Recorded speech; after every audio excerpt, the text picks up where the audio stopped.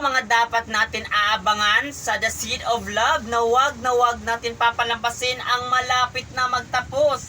Sapagkat malapit na rin talaga matitigil ang kasamaan ni Alexa. Kaya naman ngayon, dahil nagsama na itong si Bobby at si Aileen, gagawa ito ng paraan si Alexa para hindi maging masaya ng tuluyan ang ating bida. Ang gagawin niya, sisirain niya lahat ang mahal sa buhay ni Aileen at uunahin niya itong si Terdy na anak ni Bobby at Aileen. Kaya mga kapuso, abangan natin ito, ang The Seed of Love, na mas lalo na gumagandang takbo ng telesiring ito, na yan lahat ay wag natin papalampasin ang malapit na magtapos ang telesiring ito mga kapuso.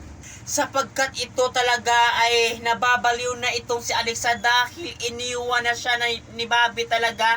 Ang tangi magawa lang na talaga ay mambuisit at talagang gagawa ng masama dito sa ating bida.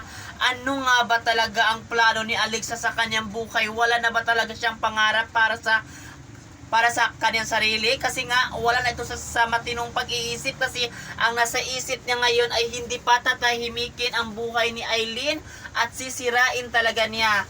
Ano kaya ang maikakaso dito ni Aileen kung may gagawin itong si Alexa na hindi niya ikakatuwa, lalo na namakal niya itong anak niya na si Terdy? Kaya yung abangan natin dito mga kapuso, ang malapit na magtapos ang teleseryeng The Seed of Love, na yan lahat ay wag natin papalampasin ang bawat episode ng teleseryeng ito. At yun lang mga kapuso, lagi lang kayo makatutok dito. Thank you.